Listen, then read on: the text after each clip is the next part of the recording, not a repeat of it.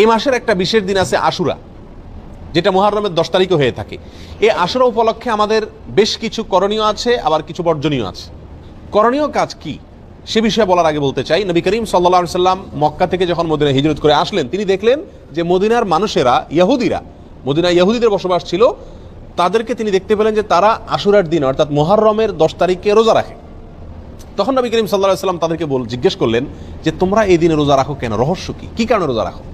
তখন ইহুদিরা নবী সাল্লাল্লাহু আলাইহি সাল্লামকে জবাব দিলেন যে এই দিনে আমরা রোজা এই জন্য রাখি যে এই দিনে আল্লাহ সুবহানাহু ওয়া তাআলা তার নবী, আমাদের নবী অর্থাৎ বনী ইসরাঈলের নবী, ইহুদিদের নবী মুসা আলাইহিস সালামকে এবং তার জাতি বনী ইসরাঈলকে আল্লাহ তাআলা মুক্তি দিয়েছেন। ফেরাউনের অধীনে তারা কৃতদাস হিসাবে দীর্ঘদিন বন্দী ছিলেন, জুলুমের শিকার ছিলেন। আল্লাহ তাআলা তাদেরকে মুক্তি দান করেছেন, ফেরাউনকে ডুবিয়েছেন, সমুদ্রে ফেরাউনকে ডুবিয়েছেন, আর মুসা আলাইহিস সালামকে এবং বনী ইসরাঈলকে আল্লাহ তাআলা রক্ষা করেছেন।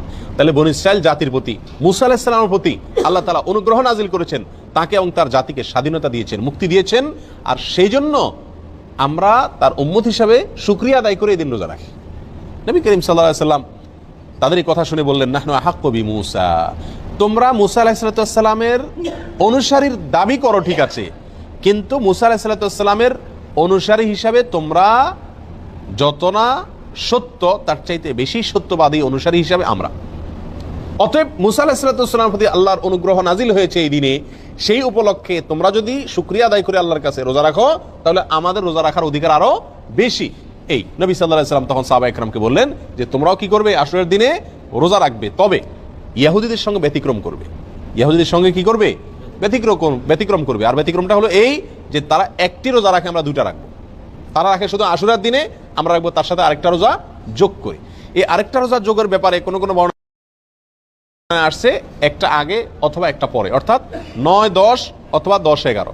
আশুরা তো 10 তারিখের রোজা, তার সাথে একটা আগে অথবা পরে যে কোনো একদিন একটা রোজা যোগ করে হয় 9-10 আর না হয় 10-11 রাখার জন্য বলা হয়েছে। যদিও সেই হাদিসকে ওলামা একরামের কেউ কেউ সহিহ বলেছেন, কেউ কেউ যঈফ বলেছেন।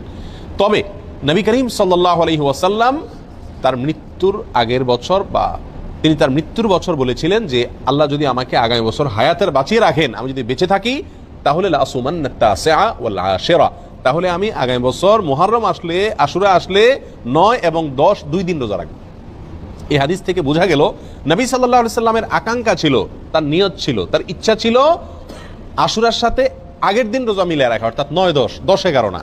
এই জন্য ওলামা ইকরাম বলেন সবচেয়ে উত্তম হলো আশুরা উপলক্ষে একজন মুমিনের জন্য 2টা রোজা রাখা। আর সেই 2টা রোজা হলো কোনটা? 9 এবং 10। কথা বোঝা আসছে? শুধু 10 তারিখের রোজা রাখা যাবে কিনা, যে 2টা রাখতে পারতেছে না সে কমপক্ষে একটা রাখতে পারবে কিনা, এই বিষয়ে ওলামা ইকরাম অনেকে বলেছেন এটা অনুচিত হবে, মাকরুহ হবে। কেন? কারণ হলো ইহুদিদের সাথে মিল হয়ে যায়, নবী সাল্লাল্লাহু আলাইহি ওয়াসাল্লাম ইহুদিদের থেকে ব্যতিক্রম করতে বলেছেন, সেজন্য একটা রাখা উচিত নয়। আর অন্যান্য ওলামা ইকরাম বলেন যে নাই মামার চাইতে কানা মামা ভালো, একেবারে 2টা যদি না রাখতে পারে কমপক্ষে একটা রাখলো। কথা বোঝা আসছে? তো যাই হোক, 2টা রাখা উত্তম, আর সেটা হলো 9 এবং 10।